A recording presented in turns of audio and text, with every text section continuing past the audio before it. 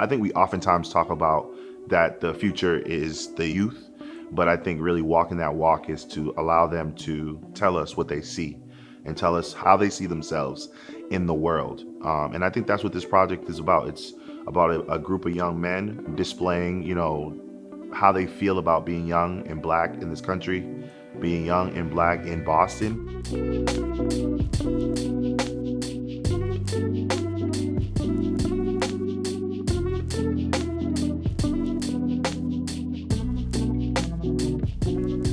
Some of the stuff that we've been working on, bringing in different pieces to collectively make a book, right?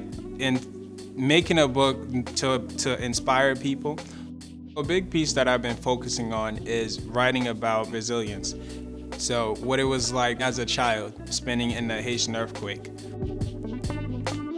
One of the things I love in the creative process is discovery. In fact, it's kind of like the one moment where you feel euphoria. Everything else is hard work, but there's, when you come up with that idea, or if you can be lucky enough to actually help someone come up with an idea and see that spark happen, that creation, that moment of birth, it's incredibly rewarding. I want to get better at vocalizing my voice and not being afraid to say what I want to say, mainly because I want to help the other people that are scared to say something. I'm trying to write about you speaking about your own voice, no matter what race, no matter what sex, no matter what gender you are, because at the end of the day, we are still human and we all should have our voice. It's been creative how they've expressed how they feel. So it's a lot of poetry, verse, writing, finding the themes of what ties everybody's journeys together. This year has definitely been overwhelming, especially with applying to colleges, staying on top of schoolworks, and just trying to stay connected with friends as well. I feel like a lot of teens around the country have been going through a lot, especially with the recent movement of the Black Lives Matter movement. So that has definitely been tough on all of us.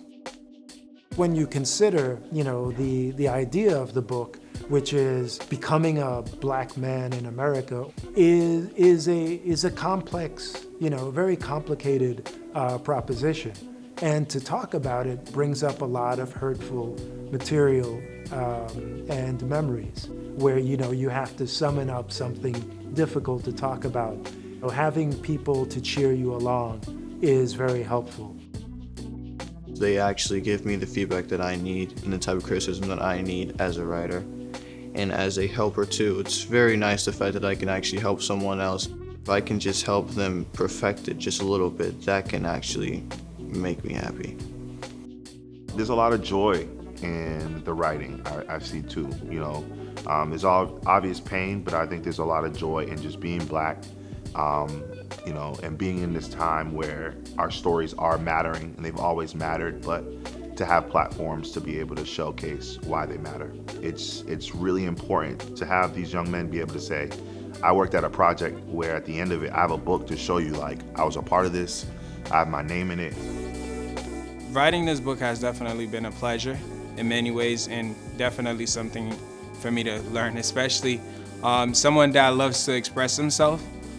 So this book has definitely given me an opportunity to do that in the fullest. This is my first time being published, and at first I was skeptical, but I love the process and I love how I'm feeling right now. When I think about writing, I think about Hemingway. And he has a quote, "Writing is very easy. There's nothing to it. All you have to do is lean over your typewriter and bleed." Can you put that difficult material on the page? That thing that we all think and feel, but we don't necessarily say and talk about.